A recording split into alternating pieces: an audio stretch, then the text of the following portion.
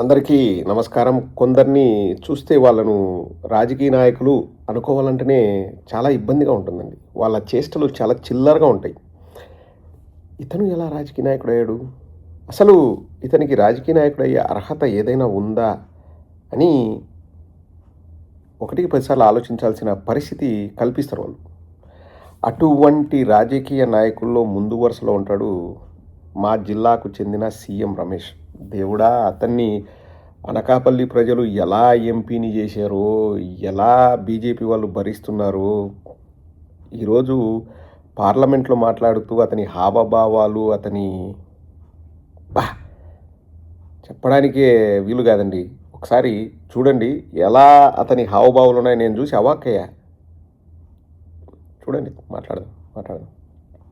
వారికి అసలు ఈరోజు అరే ये बिल में क्या बात करेगा आपका डिसीजन बोलो ये बिल में क्या बात करेगा आपका डिसीजन क्या है आप अमरावती वो आंध्र प्रदेश असेंबली में आप क्या बोला आप गवर्नमेंट आने के बाद क्या बोला क्या है कलर चेंजिंग करेगा क्या है कलर चेंजिंग करेगा people are watching this one Andhra Pradesh 5 crore people are watching today because of our prime minister is there today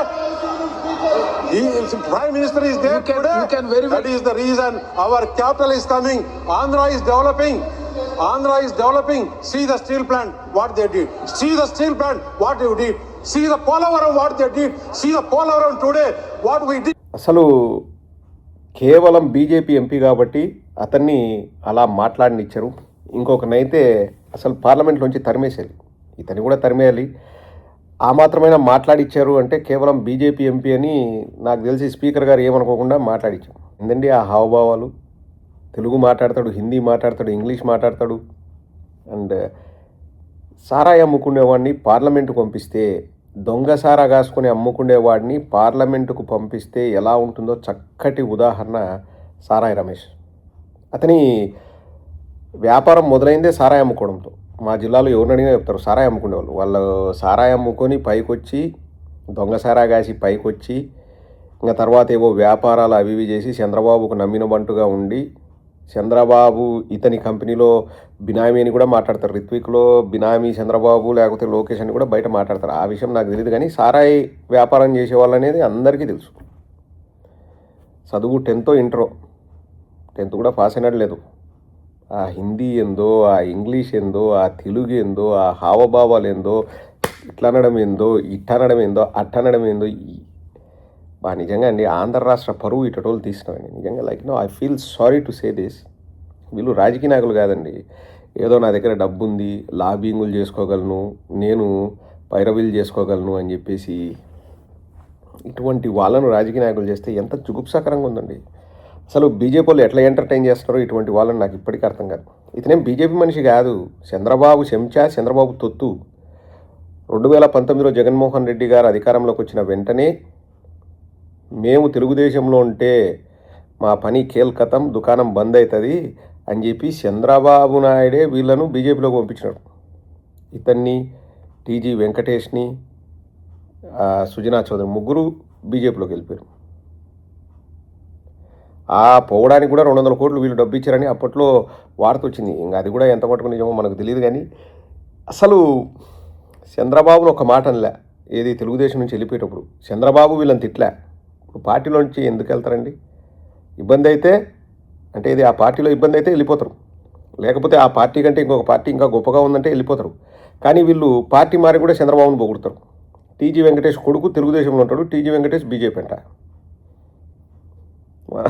అంటే ఉండకూడదా అంటే ఉండొచ్చు, కానీ వెళ్ళింది కూడా బీజేపీ నచ్చి కాదు. తెలుగుదేశంలో ఉంటే మాకు ఇబ్బంది అని చెప్పేసి వెళ్ళిపోయారు.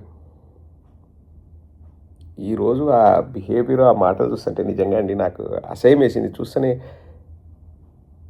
ఇతను ఎంపీయా, పార్లమెంటులో ప్రస్తావిస్తున్నాడా, మాట్లాడుతున్నాడా, ప్రసంగిస్తున్నాడా అని చెప్పేసి నాకు ఆశ్చర్యం వేసింది. ఆ హావభావాలు. ఇంకోసారి ఆంధ్ర రాష్ట్ర ప్రజలు చెప్తున్నా, విఘ్నులైన మీ అందరికీ నా విన్నపం, ఇటువంటి దరిద్రులను ఎన్నుకోవద్దండి. మీకు ఏదైనా మంచి చేయకపోగా రాష్ట్ర పరువు తీస్తారు వీళ్ళు. ఆ ఊగడం ఏందో, ఆ చప్పట్లు కొట్టడం ఏందో, అసలు ఎంత దారుణంగా అంటే ఇతనే ఒకరోజు ఏబిఎన్ రాధాకృష్ణ డిబేట్లో జీవీఎల్ నరసింహారావు బీజేపీ వీళ్ళు తెలుగుదేశం అప్పట్లో డ్రామాలు కూడా అన్నారు, తెలుగుదేశానికి బీజేపీ కూడింది 2017లో. ఎంత దారుణంగా తిట్టాడంటే, అరే మూసుకోరా నువ్వు మూసుకో అని చెప్పేసి జీవీఎల్ నరసింహారావుని తిట్టాడు బీజేపీ లీడర్ని. ఇప్పుడు మళ్ళీ సిగ్గు లేకుండా బీజేపీలోకి పోయినాడు. అంటే సిగ్గు లేదు గతి లేదు, అది వేరే విషయం. కానీ చంద్రబాబు తొత్తే. రాజకీయాలు అన్నవి ఎటుపక్కకు దారి తీసినాయో నిజంగా ఆలోచిస్తే బాధేస్తుందండి. అంటే విలువలు, నైతికత, సిద్ధాంతాలు, దేనికోసం రాజకీయం చేస్తున్నాం అవన్నీ పోయినాయి. చంద్రబాబు నాయుడు ఎప్పుడైతే వచ్చినాడో, అందుకే కేసీఆర్ అనేదండి డర్టియెస్ట్ పొలిటీషియన్ అని. విలువలన్న మాటకి అర్థం పర్థం లేకోకుండా చేసినాడు చంద్రబాబు నాయుడు. ఏదైనా కానీ శానిక్యము, చక్రాలు తిప్పడాలు, బొంగడాలు తిప్పడాలు ఏ తప్పితే విలువలు అన్న పదానికి అర్థం పర్థం లేకోకుండా చేసినాడు చంద్రబాబు. వీళ్ళు తెలుగుదేశం నుంచి పోతారంట, తెలుగుదేశం వాళ్ళు ఒక మాట అనరు వీళ్ళని, వీళ్ళు ఒక మాట అనరు తెలుగుదేశాన్ని. ఎందుకు పార్టీ వదిలిపోతారో ఎవరికి తెలియదు, అవసరాల కోసం అంట. ఇంకా సిద్ధాంతాలు అనేటువంటి ప్రజలకు చేయాలన్న ప్రాతిపదిక ఎక్కడుంది? మంచి చెడు, మానవత్వం, మన్ను మశానం ఏమీ లే. అందుకే ఇటువంటి హావభావాలు ఉంటాయి. నాకు అసహ్యం వేసిందండి.